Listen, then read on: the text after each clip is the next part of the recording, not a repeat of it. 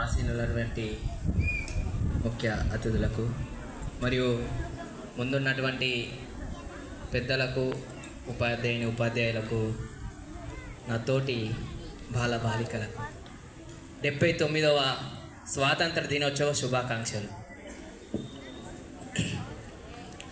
స్వాతంత్రం అనే మన దేశాన్ని బానిసత్వంలో ఉన్నప్పుడు బ్రిటిష్ వారు పాలించారు కదా, దేశం ఎట్లాగైనా స్వాతంత్రం తీసుకురావాలని అనేక విధాలుగా పోరాటాలు చేశారు. అవునా? చేసిరా? నేను మాట్లాడడం కాదు, మీరు కూడా మాట్లాడాలి. మీరు చెప్తేనే నేను మాట్లాడగలుగుతా. ఓకేనా? ఈ దేశాన్ని స్వాతంత్రంలోకి తీసుకురావడానికి, అంటే స్వచ్ఛందంగా మనం జీవించుకోవాలి, బానిసత్వంలో ఉండొద్దని చెప్పేసి అనేక మంది వీరులు అనేక ప్రయత్నాలు చేశారు. దాంట్లో ఒకటి స్వదేశీ భావన. అంటే మన దేశంలో ఉన్నటువంటి ఏవైతే ఉంటాయో వాటిని ఉపయోగించుకుందాం. ఎందుకంటే బ్రిటిష్ వాళ్ళు ఒక వస్తువులను మనం వాడుకోవడం వల్ల వాళ్లకు ఆర్థికంగా అభివృద్ధి చెంది మనల్ని బానిసత్వంలో కూర్చుకున్నారు. అప్పుడు మనం ఎట్లాగైనా వీళ్ళను తరిమి కొట్టాలి అని చెప్పేసి ఒక ఉద్యమాన్ని తీసుకొచ్చారు. సహాయ నిరాకరణ ఉద్యమం, ఉప్పు సత్యాగ్రహం. దాంట్లో భాగంగా మన దేశంలో ఏవైతే పండినటువంటి పంటలైతేంది, తయారైనటువంటి వస్తువులైతేంది, వాటిని మనం ఉపయోగించుకోవాలి. వేరే దేశానికి సంబంధించిన, వాళ్ళ దేశానికి సంబంధించిన వాటిని ఉపయోగించుకోకూడదు అని చెప్పేసి స్వదేశీ భావనతోటి తీవ్రమైన స్థాయిలో ఉద్యమం చేశారు. దాంతో ఏం సాధించగలుగుతాం అనుకుంటే, చూడండి, మన దేశంలో పండినటువంటి పంటలను కానీ, ఈ దేశ సంస్కృతిని కానీ, ఈ దేశ సంప్రదాయాన్ని కానీ, ఈ దేశ ధర్మం కానీ మనం పాటించినట్లయితే విదేశీ శక్తులు ఏవైతే ఉంటాయో వాటి యొక్క ఆటలు సాగుతాయా? ఉదాహరణకు ఒక గ్రామం తీసుకున్నాం, దాన్నే దేశంగా భావిద్దాం. ఒక గ్రామం ఉంది, ఆ గ్రామంలో ఒక రైతు పంటలు వేస్తాడు, కూరగాయల పంటలు వేశారు. ఆ గ్రామంలో ఉన్న వాళ్ళందరూ ఆ రైతు దగ్గరికి వెళ్ళి కూరగాయలు కనుక కొనుక్కున్నాడనుకో, అతని దగ్గరికి డబ్బు వస్తుందా? అప్పుడు ఏమొస్తుంది? ఆలోచన ఏమొస్తుంది?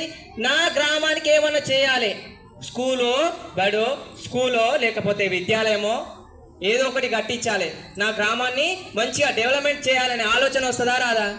అదే ఆ రైతు పండించినటువంటి పంటను కనుక మనం కొనుక్కోకపోతే అతను పేదవాడుగా మారి చెయ్యాలనే తపనుంది, ఈ గ్రామానికి సేవ చేయాలనే తపనుంది, కానీ ఆర్థికంగా బాగలేడు. అప్పుడు గ్రామ అభివృద్ధి కోసం ఏమైనా చేయగలుగుతాడా? అంటే ఆ గ్రామంలో కనుక ఉన్న ప్రజలందరూ ఆలోచించాలి, నా గ్రామంలో ఉన్న అతను కూరగాయలు కానీ పండించారు, ఈయన దగ్గరనే కొనుక్కున్నట్టయితే నా గ్రామం అభివృద్ధి చెందుతుంది. అదేవిధంగా దేశం కూడా అంతే. ఈ దేశంలో ఉన్నటువంటి వస్తువులు ఏవైతే తయారవుతున్నాయో ఆ వస్తువులను మనం కొనుక్కోవడం వల్ల, మన దేశంలో పండినటువంటి పంటలను, మన దేశంలో తయారైనటువంటి వాటిని కొనుక్కోవడం వల్ల దేశము ఆర్థికంగా బలపడుతుంది. అవునా కాదా?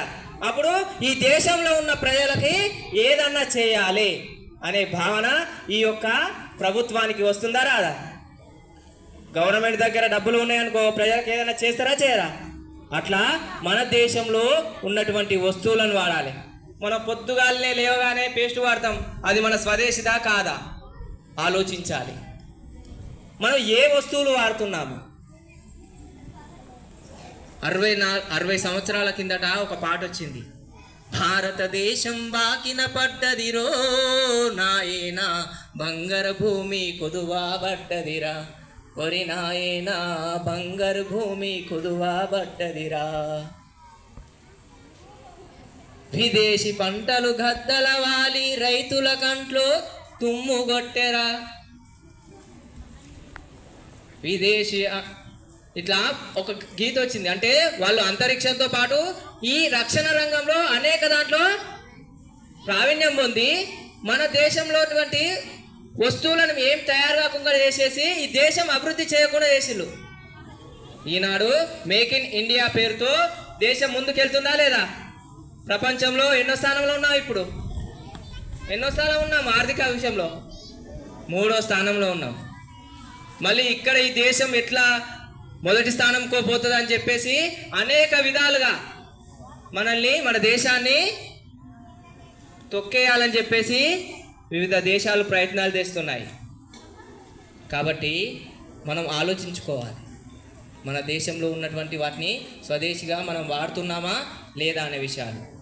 నేటి బాలలే రేపటి భావి భారత పౌరులు. అది నేను చిన్నప్పటి నుంచి ఉంటున్నా, సేమ్ మీద ఆడ కూర్చొని వింటున్నా. ఇప్పుడు కొంచెం పెద్ద అయిన దేశానికి ఏదైనా సేవ చేయాలనే భావంతో ఇట్లా వచ్చాను. ఒక పాట ఉంది, ఆ పాట పాడతాను, తర్వాత ముగిస్తాను. మీరు కూడా పాడాలి. కారు చీకటిని చీల్చి వెలుతురును పంచే రవి కిరణాలం, జాతి పురోగతి దీపికలో వినిపించే రేపటి చరణాలం, భావి జీవితపు ఆదర్శానికి గడిచిన కాలం వెతికేము, ఆశయ పథమున నడిచిన నేతల ఉత్తేజంతో బ్రతికేము. వందే మాతరం, వందే మాతరం, వందే మాతరం, వందే మాతరం. భారతదేశం బానిసత్వమున కృంగిన సమయాన స్వాతంత్ర సంగ్రామ ప్రాంగణములో కుదమ సింగమైరానా చూపిన వీర ప్రతాపం మా ఆదర్శాలకు రూపం, చూపిన వీర ప్రతాపం మా ఆదర్శాలకు రూపం. ఆరానా ప్రతాప సింహం నా జాతి జాగృతికే చిహ్నం. వందే మాతరం, వందే మాతరం.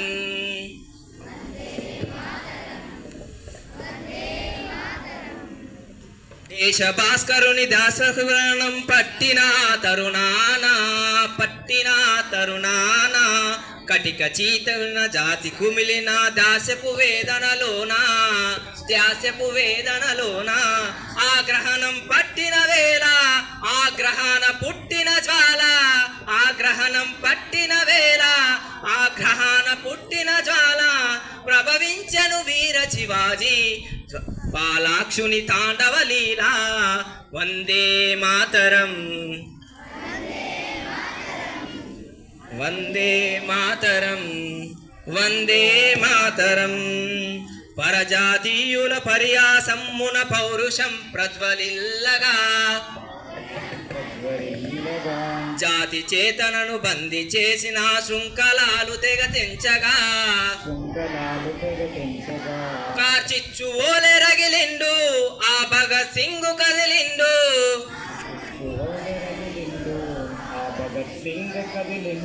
కార్చిచ్చు ఓలె రగిలిండు ఆ భగత్ సింగ్ కదిలిండు,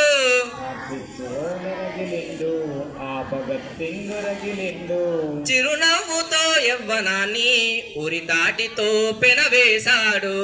వందే మాతరం, వందే మాతరం, వందే మాతరం, వందే మాతరం. సుకుమారమైన కుసుమాల వంటి జలతారు జీవితాలు